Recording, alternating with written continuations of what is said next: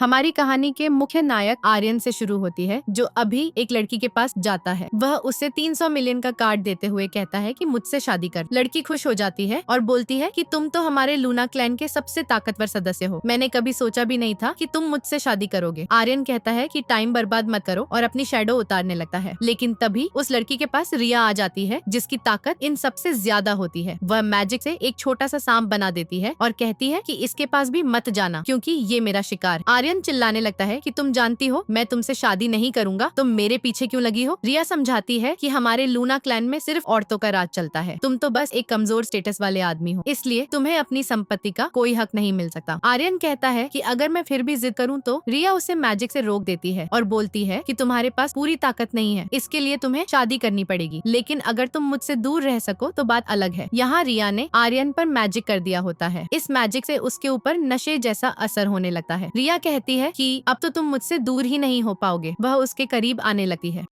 लेकिन आर्यन किसी तरह अपनी जादुई ताकत से वहाँ से गायब हो जाता है। रिया सोचती है कि मैं उसे ढूंढ ही लूंगी, क्योंकि नशे की हालत में वह दूर नहीं जा सकता, बस आसपास ही होगा। अब हम अपनी फीमेल लीड रिया को देखते हैं, जो घूमने आई हुई है। जैसे ही वह इस होटल में पहुंचती है तो रूम नंबर देखकर खुश हो जाती है कि कितना भाग्यशाली नंबर। जैसे ही वह कमरे में घुसने वाली होती है, आर्यन वहाँ आ जाता है। वह दरवाजा रोकते हुए कहता है कि मेरी मदद करो और उसके साथ कमरे में चला जाता है। तभी हम देखते हैं कि रिया अपनी साथियों के साथ आर्यन को ढूंढ रही होती है। वह कह रही होती है कि आज उसे ढूंढ कर ही रहना है, वह सिर्फ मुझसे ही शादी कर सकता है। रो तो यहाँ प्रिया के ऊपर बेहोश होने लग जाता है। प्रिया उसे जगाती है कि होश में आओ, फिर वह उसे बिस्तर पर लिटा देती है। आर्यन अपनी शर्ट के बटन खोलने की कोशिश करता है। प्रिया आंखें बंद करके उसके बटन वापस बंद कर देती है और पूछती है कि क्या तुम बीमार हो गए हो। आर्यन फिर से खोल देता है। प्रिया जल्दी से उसे पानी का गिलास देती है, लेकिन पानी गलती से उसके ऊपर गिर जाता है। आर्यन तुरंत उठकर उसे चूमने लगता है। प्रिया पूरी तरह चौंक जाती है। वह उसे धक्का देकर दूर हो जाती है और चिल्लाती है कि तुम कितने बुरे हो, मैंने अच्छाई से तुम्हारी मदद की और तुमने बदले में ऐसा किया। लेकिन तभी प्रिया देखती है कि आर्यन बेहोश हो चुका है। वह चिंतित हो जाती है और पूछती है कि तुम्हें क्या हो गया, ठीक तो हो। आर्यन फिर जागता है और उसे पकड़कर उसके गले पर काट लेता है। नेक्स्ट मॉर्निंग आर्यन की नींद खुलती है। उसे याद आता है कि कल रात मैंने अपनी ताकत पर काबू खो दिया और किसी साधारण मासूम लड़की को 3 बार काट लिया। वह ये सोचकर परेशान हो रहा होता है। तभी प्रिया उसे कहती है कि चुपचाप बैठो। आर्यन उसे देखकर हैरान रह जाता है कि ये लड़की तो मरी नहीं। वह सोचता है कि लूना क्लैन के लोग जब कमजोर होते हैं तो उन्हें वैम्पायर जैसी खून पीने की तलब होने लगती है। अगर वे किसी इंसान को काट लें तो वो मर जाता है। आर्यन को ये बात बहुत चौंकाने वाली लग रही है कि इस लड़की को कुछ बिल्कुल नहीं हुआ। इतने में प्रिया उसे जागते देखकर जल्दी उठती है और चिल्लाती है कि तुम कितने बुरे हो, कल मैंने तुम्हारी जान बचाई, मदद की और तुमने बदले में मुझे इतना सताया। देखो कहाँ कहाँ काटा है और मेरा खून चूसा। क्या तुम कोई वैम्पायर हो। आर्यन ये सुनकर चौंकता है और कहता है कि मैंने तुम्हें काटा, लेकिन तुम्हें कुछ हुआ ही नहीं। प्रिया डर जाती है और पूछती है कि इसका क्या मतलब, कहीं तुम्हें कोई बीमारी तो नहीं। आर्यन कहता है कि बिल्कुल नहीं। प्रिया राहत की सांस लेती है। आर्यन बोलता है कि कल जो हुआ वो मेरी गलती, इसलिए ये लो मुआवजे के तौर पर मेरी तरफ से। प्रिया ये देखकर बहुत खुश हो जाती है कि ये तो अनलिमिटेड ब्लैक कार्ड है। वह कहती है कि तुम इतने अमीर हो। फिर वह कार्ड लेकर खुश होती है और सोचती है कि भगवान ने मेरी छोटी जिंदगी के लिए इतना शानदार तोहफा दिया है। आर्यन यहाँ से उठकर जाने लगता है। तभी प्रिया पूछती है कि सुबह हो गई है, क्या ब्रेकफास्ट करके जाओगे। आर्यन मना करने वाला होता है, लेकिन खुद को काबू न कर पाता और हाँ कह देता है। तो आर्यन हैरान हो जाता है कि मैं तो मना करने की सोच रहा था, फिर आखिर हाँ कैसे कह दिया। वह देखता है कि जादुई ताकत की वजह से उसके पैर पूरी तरह जम गए हैं। वह बिल्कुल हिल भी नहीं पा रहा। आर्यन मन ही मन सोचता है कि मैंने इस लड़की को काटा, लेकिन उसे कुछ भी नहीं हुआ। ऊपर से मैं इसे ना मान भी नहीं पा रहा। ये सब मेरे खून की वजह से ही तो हुआ होगा। हम दोनों के बीच अब एक खास कनेक्शन बन गया है। तो क्या इसी कारण, क्योंकि मैंने इसका खून चूसा, या फिर कहीं ऐसा तो नहीं कि यही मेरी किस्मत वाली बीवी है। आर्यन सोच रहा होता है कि लेकिन ये बात तो नामुमकिन सी लग रही है। तभी प्रिया उसके पास आ जाती है और पूछती है कि इस जगह पर सबसे अच्छा क्या खाने को मिलता है।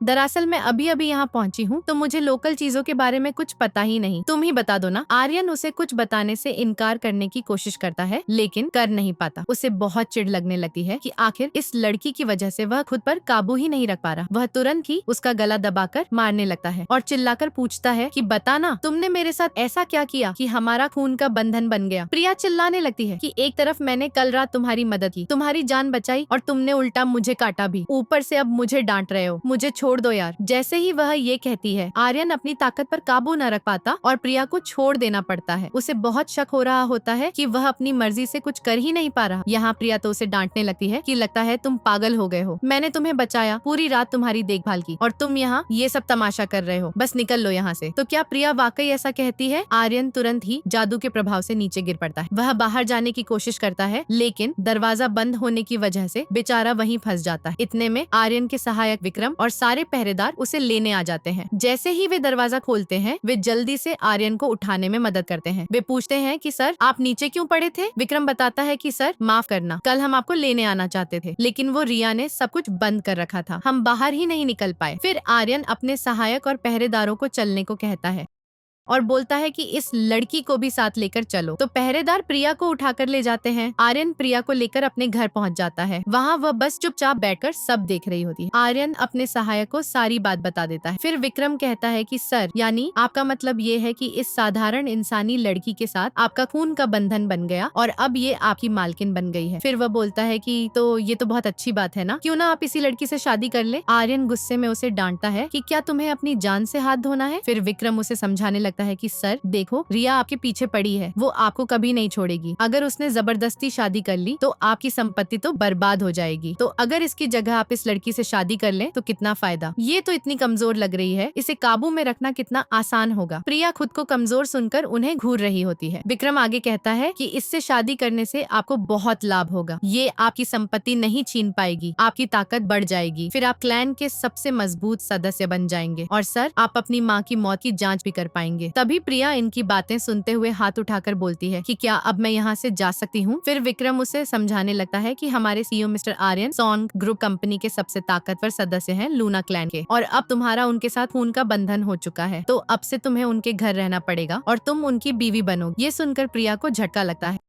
वह पूछती है कि इसका क्या मतलब, तुम लोग मुझे यहाँ बंद करने वाले हो। फिर आर्यन उसे बताता है कि सिर्फ बंद ही नहीं, बल्कि अब तुम्हें मुझसे शादी भी करनी होगी। प्रिया कहती है कि ये शादी वादी क्या बकवास है। फिर विक्रम सब कुछ समझाने लगता है कि हमारा लूना क्लैन बहुत पुराना है, यहाँ के नियमों के मुताबिक मर्द अपनी शक्ल सबके सामने नहीं दिखाते, इसके लिए पहले शादी करनी पड़ती है, इसलिए मेरे सीईओ को एक लड़की चाहिए शादी के लिए। प्रिया बोलती है कि क्या लूना क्लैन का कोई ड्रामा चल रहा है, आखिर यहाँ कोई फैंटेसी कहानी तो लिखी नहीं जा रही। अब तुम कहोगे कि तुम लोग कोई देवता हो। देखो, मैं साफ कह दूं कि ये 21वीं सदी है, आज के जमाने में कोई सुपरनैचुरल चीजों पर यकीन नहीं करता। प्रिया इन दोनों को देखकर मन में सोच रही होती है कि ये लोग या तो बेवकूफ हैं या फिर झूठ है, और शायद मैं इस शहर की नहीं हूँ, इसलिए ये मुझसे धोखा करना चाहते हैं। आर्यन बोलता है कि सुनो, अगर तुम मुझसे शादी कर लोगी तो मैं तुम्हारी कोई भी एक ख्वाहिश पूरी कर सकता हूँ। प्रिया कहती है कि ठीक है, तो अगर मैं कहूँ कि मुझे हमेशा की जिंदगी चाहिए तो क्या तुम वो दे पाओगे? आर्यन जवाब देता है कि हाँ, अगर तुम मुझसे शादी कर लोगी और हमारा रिश्ता जुड़ जाएगा तो तुम्हें भी मेरी तरह लंबी उम्र मिल जाएगी। ये सुनकर प्रिया को एकदम यकीन नहीं होता। वह कहती है कि सर, लगता है तुमने ज्यादा जंगली मशरूम खा लिए हैं, जो तुम्हें भ्रम हो रहा है। मैं साफ बता दूं कि तुम दोनों ऐसी कहानियां सुनाकर मुझे बेवकूफ नहीं बना सकते। और फिर वह झट से वहाँ से भाग निकलती है। विक्रम कहता है कि सर देखो, ये तो ऐसे दौड़ रही है जैसे उसके पीछे कोई राक्षस हो, लेकिन आर्यन उसके पीछे नहीं जाता। विक्रम पूछता है कि सर, क्या हम इसे ऐसे ही जाने दे देंगे? अब हम देखते हैं कि प्रिया काफी दूर निकल चुकी होती है। वह मन ही मन सोच रही होती है कि यहाँ आना ही गलती थी, मुझे ठग लोग मिले और वो लड़का जिसने मुझे काटा भी और इतना झूठा भी निकला। वह कार्ड देखकर सोचती है कि ये भी नकली ही होगा और उसे फेंक देती है। तभी रास्ते में दो बदमाश दिख जाते हैं। वे प्रिया को अकेली देखकर उसे परेशान करने का इरादा करते हैं और करीब आने लगते हैं, लेकिन अचानक जादू से आर्यन वहाँ पहुँच जाता है। प्रिया उसे देखकर चौंक जाती है और कहती है कि तुम्हें तो यहाँ कैसे आना हुआ? वे दोनों आदमी आर्यन पर चिल्लाने लगते हैं कि तू कौन है बे, और बीच में क्यों कूद पड़ा? वे आर्यन पर हाथ छोड़ने वाले होते हैं, लेकिन आर्यन अपनी जादुई ताकत से उन्हें पीटने लगता है। वे डर के मारे वहाँ से भाग खड़े होते हैं। प्रिया भी उस जादू को देखकर डर जाती है और बेहोश हो जाती है। आर्यन उसे गिरने से बचाता है,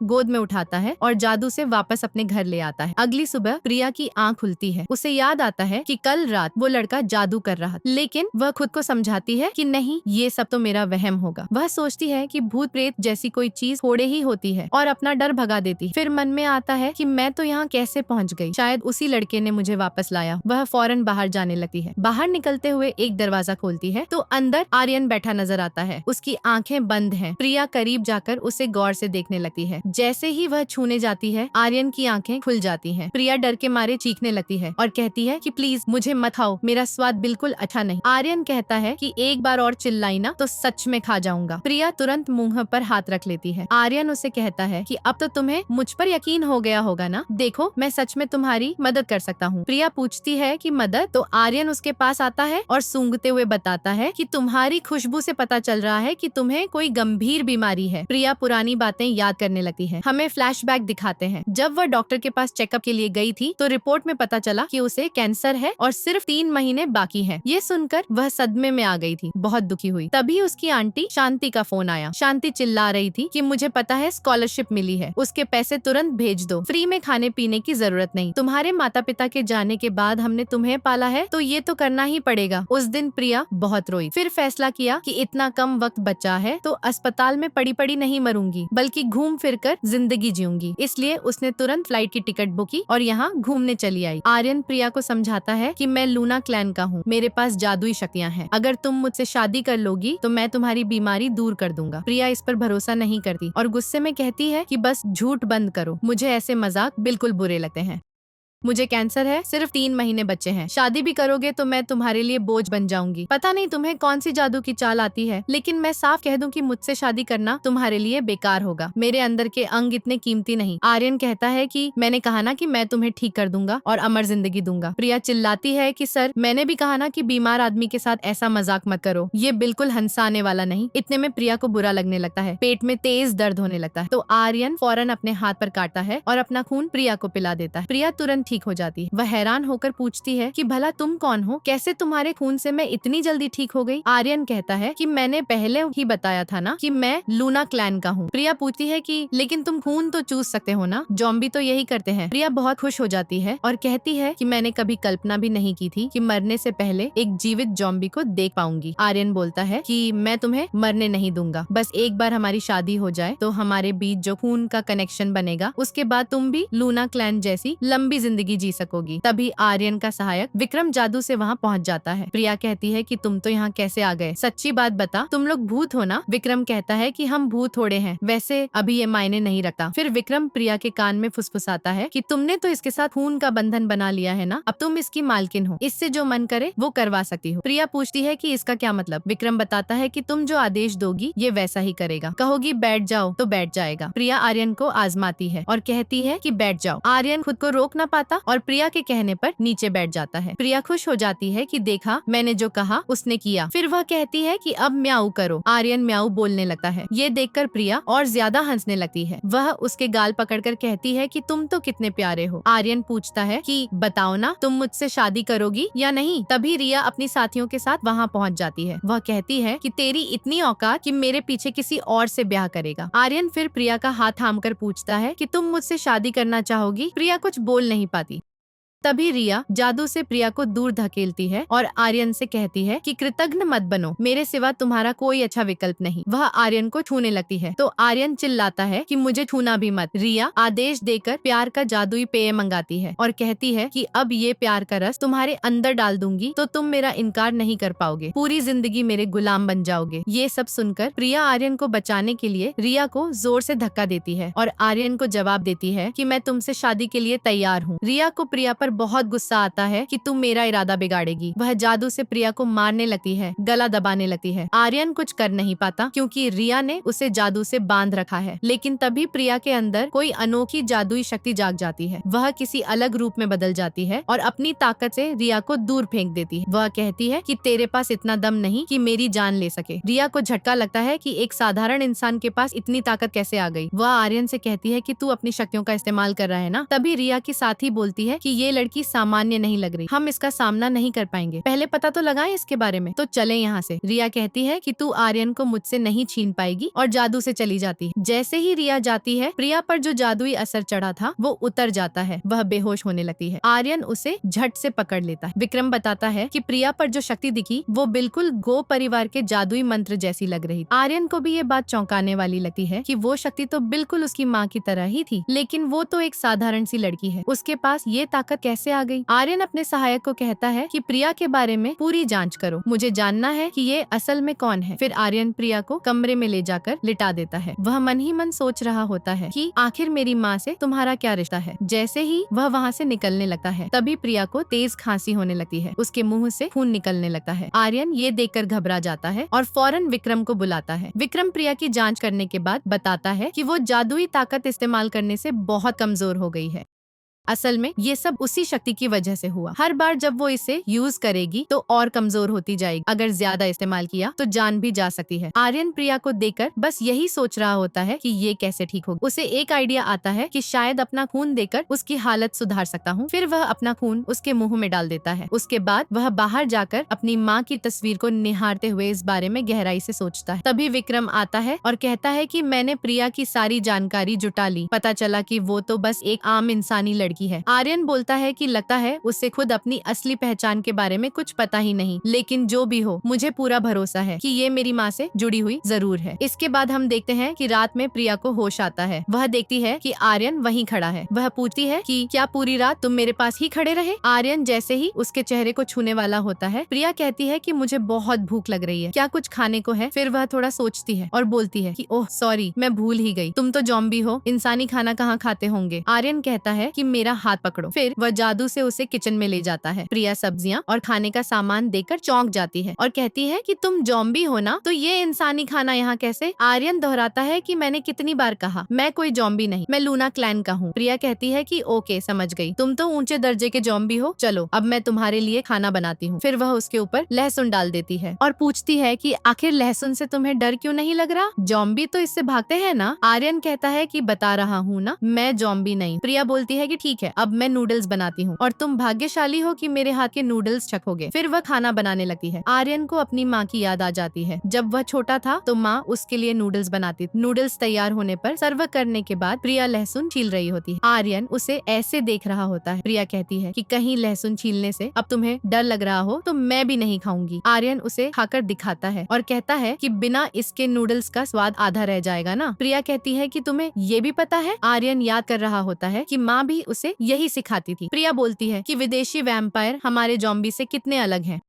तुम्हें लहसुन से डर नहीं, उल्टा खा भी लेते हो। फिर वह कुछ चीजों के नाम लेती है और पूछती है कि इनमें से किससे डरते हो। आर्यन कहता है कि तुमने जितना कुछ कहा उसमें से किसी से भी डर नहीं लगता। प्रिया पूछती है कि फिर किस चीज से डरते हो। आर्यन बिना जवाब दिए नूडल्स खाने लगता है और तारीफ करता है कि तुम मेरी माँ जितना अच्छा खाना बनाती हो। प्रिया खुश हो जाती है और पूछती है कि हॉल में जो लड़की की पेंटिंग है वो तुम्हारी माँ की होगी ना। आर्यन कहता है कि हाँ। प्रिया फिर पूछती है कि वैसे तुम्हारी माँ कहाँ है। आर्यन बताता है कि वो अब इस दुनिया में नहीं रही, किसी ने उनका खून चूसा। ये सुनकर प्रिया उदास हो जाती है और तुरंत सॉरी कहती है। आर्यन कहता है कि कोई बात नहीं, लेकिन वह थोड़ा दुखी हो जाता है। प्रिया उसके मूड को ठीक करने की कोशिश करती है और कहती है कि चलो साथ में खाते हैं। वह मुस्कुराकर उसे देखती है। आर्यन को माँ की याद आ रही होती है। वह सोचता है कि इसकी आदतें बिल्कुल माँ जैसी हैं। जिंदगी का मजा लेना भी माँ की तरह आता है। वह भी खुश होकर खाने लगता है। डिनर के बाद प्रिया बर्तन उठाने लगती है, तभी उसे चक्कर आने लगते हैं। आर्यन फौरन उसके पास पहुँचता है और पूछता है कि क्या हुआ। वह कहती है कि चिंता मत करो, बस हल्का चक्कर आ रहा है। फिर वह उसके कंधे पर ही सो जाती है। आर्यन उसे उठाकर ले जाता है। विक्रम दोनों को देखकर खुश होता है और सोचता है कि मेरे सख्त बॉस के दिल में अब नरमी आ गई। आर्यन चिल्लाता है कि तुम्हारी बातें सुनाई दे रही हैं। प्रिया को कमरे में लाने के बाद आर्यन उसे निहारता रहता है। मन ही मन माँ से कहता है कि माँ, मैंने सही इंसान को चुना है। उसे सोते हुए भी कहता है कि हम शादी कर। अगली सुबह आर्यन अकेले बैठकर अपनी कॉफी का मजा ले रहा होता है। तभी प्रिया चैन आ जाती है और उसकी कॉफी में लहसुन डाल देती है। वह कहती है कि कॉफी को लहसुन के साथ चखो ना, ये आजकल युवाओं का नया फैशन है। आर्यन कॉफी रख देता है और बोलता है कि अगर इतना पसंद है तो तुम ही पी लो। प्रिया कहती है कि हमें नई नई चीजें आजमाते रहना चाहिए, लेकिन तुम तो पुराने जमाने के हो। ये सुनकर आर्यन उसे नाराजगी से घूरता रहता है। प्रिया भागने लगती है, लेकिन आर्यन जादू से उसके सामने आ जाता है। वह कहता है कि मुझे पुराना कहा, अब देखो। प्रिया जहाँ जहाँ दौड़ती है, आर्यन जादू से उसी जगह पहुँच जाता है। आखिरकार प्रिया हार मान लेती है।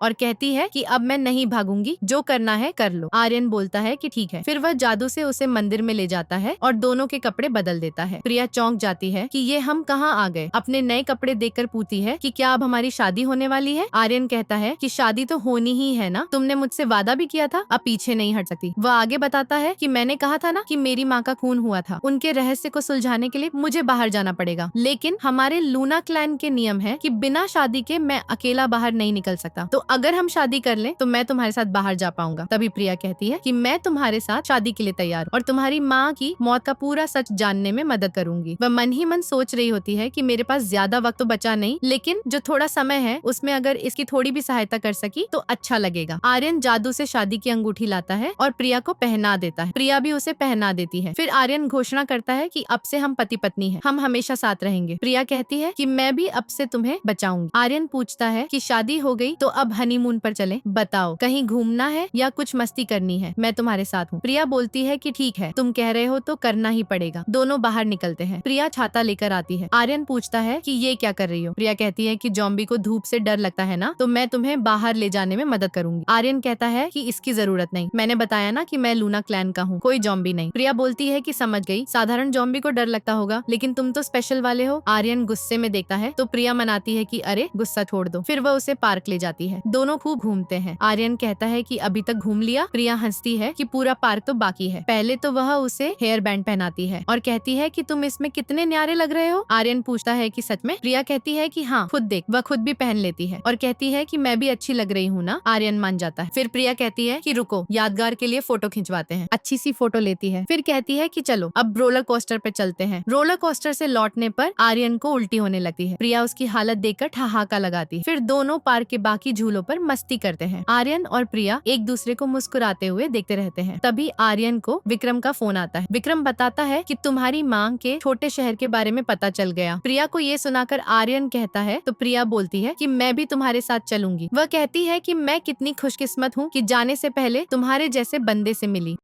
अब कोई अफसोस नहीं और मैं तुम्हारी हर ख्वाहिश पूरी करने में साथ दूंगी। आर्यन कहता है कि ध्यान से सुनो, मैं तुम्हें कुछ होने नहीं दूंगा। मन ही मन वह कल्पना करती है कि कहीं आज रात हम वो स्पेशल मोमेंट तो नहीं शेयर करने वाले। प्रिया ये सब सोचकर शर्मा रही होती है और खुद को रोकती है कि इतना ज्यादा मत सोचो। तभी अचानक रिया वहाँ आ धमकती है। वह जादू से प्रिया को बेहोश कर देती है और सोचती है कि ये इंसान कितने कमजोर होते हैं। रिया प्रिया के गले पर काटने वाली होती है, लेकिन तभी उसे महसूस होता है कि कोई उसकी जादुई ताकत खींच रहा है। हम देखते हैं कि प्रिया के अंदर फिर वही लाल जादू का प्रभाव जाग जाता है। वह किसी अलग रूप में बदल जाती है और रिया को खुद ही काटने लगती है उसे खत्म करने के लिए। तभी आर्यन वहाँ पहुँच जाता है। वह प्रिया से कहता है कि इसे मत मारो। उसे प्रिया की चिंता हो रही होती है कि कहीं फिर उसे नुकसान न हो जाए। तभी रिया गायब हो जाती है। प्रिया आर्यन को बाथरूम में खींच लेती है और जोर जोर से चूमने लगती है। फिर वह अपने हाथ पर काट कर अपना खून आर्यन को चूसने को देती है ताकि दोनों के बीच का कनेक्शन पूरा हो जाए और उनकी जिंदगियां एक हो सके। आर्यन प्रिया को घूर रहा होता है, उसे बदला हुआ लग रहा है। तभी प्रिया चिल्लाती है कि तुम मेरे नौकर हो, मेरी बात मानोगे या नहीं। आर्यन फौरन खून चूसने लगता है। प्रिया खुश हो जाती है। फिर दोनों फिर से गर्मजोशी से चूमने लगते हैं और रोमांटिक रात बिताते हैं। अगली सुबह दोनों बिस्तर पर लेटे होते हैं। प्रिया की आंख खुलती है तो आर्यन को पास देकर वह जोर से चीखती है। आर्यन भी जाग जाता है और पूछता है कि क्या हुआ। प्रिया बोलती है कि तुम मेरे बिस्तर पर क्या कर रहे हो, कहीं कल रात तुमने वो बंधन तो नहीं बनाया जिसकी बात कर रहे थे और मुझे काटा भी है। आर्यन कहता है कि क्या तुम्हें कल रात की याद नहीं, शायद कुछ भूल गई हो। प्रिया कहती है कि मैं तो होश में नहीं थी, तुमने मेरी कमजोरी का फायदा उठाया। वह गुस्से में आर्यन को लात मारकर गिरा देती है।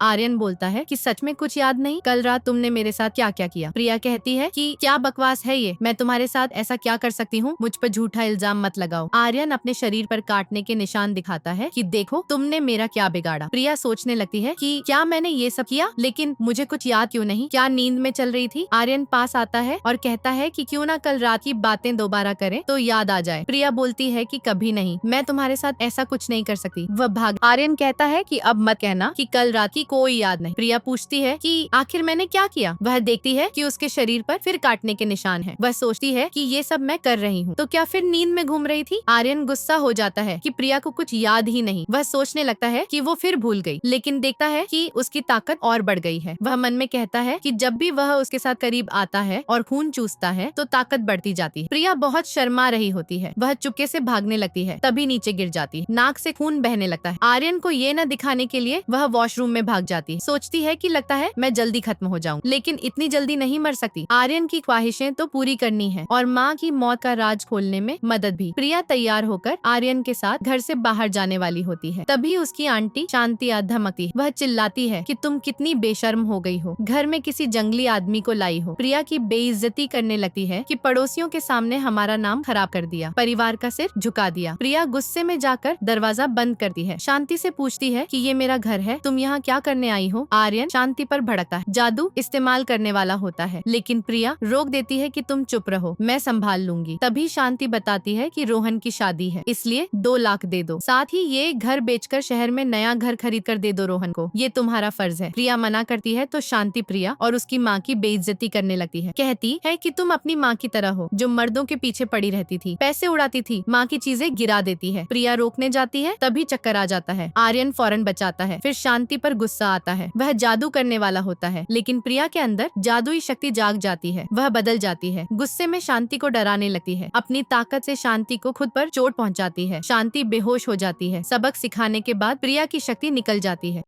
वह भी गिरने लगती है। आर्यन पकड़ लेता है, सोचता है कि अगर बार बार गो परिवार का जादू इस्तेमाल करेगी तो और कमजोर हो जाएगी। वह अपना खून उसके मुंह में डालता है ठीक करने के लिए। प्रिया को होश आता है। आर्यन को पास देखकर पूछती है कि क्या हुआ, क्या मैं फिर बेहोश हो गई। देखो, मुझे पता है मेरी हालत बिगड़ रही है, अब छुपाने की जरूरत नहीं, शादी के बाद भी मुझे लंबी उम्र नहीं मिलेगी। आर्यन कुछ कहना चाहता है तो प्रिया बोलती है कि कंफर्ट मत करो, उल्टा मैं तुम्हें शुक्रिया कहूंगी कि इतना किया, 21 साल तो जीने मिले। आर्यन कहता है कि ये क्या बकवास है, तुम 21 साल नहीं 2021 साल जियोगी। प्रिया हंसती है कि सच में कंफर्ट करते हुए तुम और प्यारे लगते हो। आर्यन बोलता है कि मजाक नहीं कर रहा, मैं गंभीर हूँ। तो प्रिया भी आर्यन से कहती है कि कोई बात नहीं, अगर तुम मुझसे झूठ बोल रहे हो तो मैं तुम्हें दोष नहीं दूंगी। वैसे अभी एक जरूरी काम निपटाना है, तुम यहाँ रुको, मैं अभी लौटती हूँ। आर्यन उसके पीछे जाने को कहता है तो प्रिया बोलती है कि ये मेरा आदेश। आर्यन हिल ही नहीं पाता, वह बस सोचता रह जाता है कि वो मेरी बातें बिल्कुल समझी ही नहीं। दूसरी ओर प्रिया अपने चाचा रामू और चाची शांति और चचेरे भाई रोहन को सबक सिखाने चली जाती है। वह माइक पर चिल्लाकर सबके सामने उनकी बेइज्जती करती है कि ये लोग कितने बुरे हैं, उसके माँ बाप बचपन में गुजर गए थे और ये बस पैसे लूटते रहे, खुद मजे करते रहे, अब भी पुराना घर बेचने पर मजबूर कर रहे हैं। ये सुनकर सारे लोग प्रिया के चाचा चाची को कहने लगते हैं कि सच में ये कितने गलत हैं। प्रिया का चाचा रामू सबके सामने बोलता है कि ये सब झूठ बोल रही है। प्रिया से कहता है कि हम तो परिवार है ना, तुम ऐसी बातें कैसे कर सकती हो। चचेरा भाई रोहन भी उसे डांटने लगता है। तभी प्रिया के अंदर फिर जादुई ताकत जाग जाती है। वह इन लोगों को डरा देती है और वहाँ से चली जाती है। ये लोग डर जाते हैं, सोचते हैं कि इसके अंदर तो कोई भूत सवार है। फिर चचेरा भाई रोहन एक तांत्रिक को बुला लाता है प्रिया के अंदर का भूत निकालने के लिए, लेकिन वो नकली तांत्रिक होता है जो प्रिया को देखकर खुश हो रहा होता है। प्रिया रोहन से कहती है कि ये तो नकली है, वैसे अगर मैं सच्चा भूत होती तो तुम्हें ही सबसे पहले निगल जाती।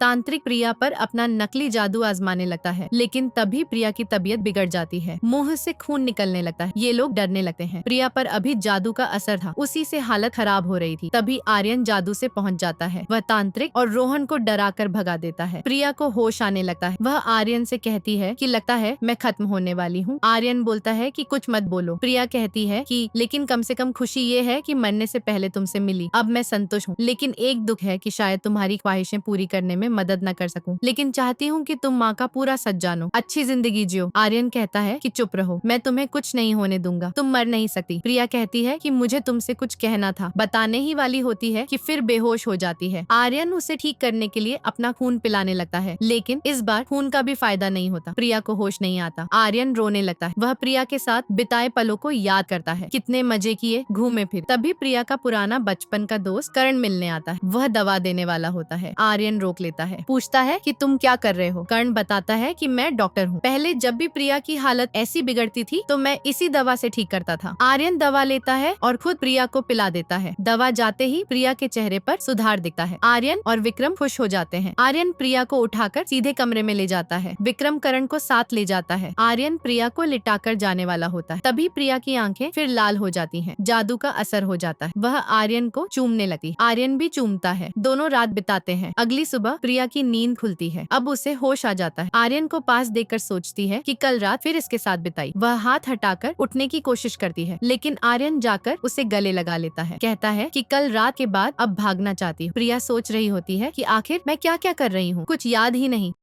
तभी कर्ण बाहर से पुकारता है। आवाज सुनकर प्रिया झट से बाहर चली जाती। प्रिया बाहर अपने दोस्त से मिलने निकलती है और ये देखकर आर्यन के अंदर जलन सी होने लगती है कि वो कितनी जल्दी जल्दी उसके पास दौड़कर गई और जोर से गले लगाकर बोली, तुम तो पढ़ाई के लिए बाहर गए थे ना, वापस कब आए? दोस्त हंसकर कहता है, कुछ दिनों की छुट्टी मिली थी तो सोचा घूम भी लूं और तुमसे मिल भी लूं। उधर आर्यन दूर खड़ा सब देख रहा होता है और उसकी भौहें चढ़ी रहती हैं। तो विक्रम उसे समझाता है कि गुस्सा कम रखिए, बीवी आपकी है, वो बस उसका पुराना दोस्त। कर्ण मुस्कुराकर कहता है, तुमने शादी कर ली और ये पति तो काफी हैंडसम है, पर पहले मुझे इसका थोड़ा टेस्ट तो लेना पड़ेगा। प्रिया मना करती है कि इसकी जरूरत नहीं, मगर कर्ण नहीं मानता और कहता है, इतने समय बाद लौटा हूँ, तुम्हारे लिए तुम्हारा पसंदीदा खाना खुद बनाऊंगा। तभी आर्यन आगे बढ़कर प्रिया का हाथ थाम लेता है और बोलता है, जरूरत नहीं, मेरी पत्नी सिर्फ मेरे हाथ का खाना खाती। कर्ण पलटकर जवाब देता है, बचपन से ये मेरे बनाए हुए खाने पर ही पली। बात बढ़ती दिखती है तो प्रिया बीच में आकर दोनों को शांत करती है और बोलती है, घर में सामान ही खत्म है, क्यों ना बाहर से ऑर्डर कर। दोनों ही इसके लिए ना कर देते हैं और आखिरकार साथ में ग्रोसरी लेने निकल पड़ते हैं। लौटकर दोनों किचन में अपने अपने स्टाइल से प्रिया के लिए खाना बनाने लगते हैं, मानो कुकिंग मुकाबला चल रहा हो। ये नजारा देखकर प्रिया और विक्रम भी हैरान रह जाते हैं कि आखिर ये चल क्या रहा है। पकवान तैयार होते हैं तो थालियां लेकर दोनों प्रिया के सामने आते हैं। आर्यन ने सादा घरेलू सा लेकिन दिल से बनाया हुआ खाना रखा होता है और प्रिया के बचपन वाले दोस्त ने उसकी पसंद के बढ़िया नूडल्स बना दिए होते हैं, जो दिखने में भी बेहद लुभावने लगते हैं। प्रिया की नजर नूडल्स पर ठहर जाती है, पर आर्यन का गंभीर चेहरा देखकर वो पहले उसके बनाए खाने की तारीफ करती है ताकि उसका मन न टूटे और कहती है, तुम दोनों लड़ना बंद करो, मैं दोनों का बनाया हुआ खाना खाऊंगी। प्रिया के स्वाद को नूडल्स ज्यादा भाते हैं, फिर भी वो आर्यन के पकवान की भी तारीफ कर देती है कि दोनों का स्वाद अच्छा है। खाने के बाद आर्यन खुद बर्तन धोने लग जाता है और प्रिया अपने दोस्त के साथ खड़ी होकर उसे देखते हुए मुस्कुराती है। कर्ण कह देता है, तुम्हारा हस्बैंड तो सच में बहुत हैंडसम है, ऊपर से कुकिंग भी कर लेता है और गुस्सा भी काबू में रहता है, यानी एक दमदार और भरोसेमंद इंसान। ये सुनकर प्रिया का दिल खुश हो उठता है। वो कहती है, देखा, मेरा टेस्ट बुरा नहीं है, बस बदकिस्मती ये है कि मैं ज्यादा जीऊंगी नहीं। कर्ण तुरंत ढांढस बंधाता है, ऐसा कुछ नहीं होगा, तुम लंबी उम्र पाओगी, असली अच्छी किस्मत तो अभी शुरू हुई है। इतने में आर्यन पास आकर मजाकिया अंदाज में पूछता है, तो मतलब मेरा टेस्ट क्लियर हो गया? जैन हंसकर कहता है, अच्छा, तुम्हें पहले से ही अंदाजा था, बड़े चालाक हो। प्रिया धीरे से पूछती है, तुम नाराज तो नहीं?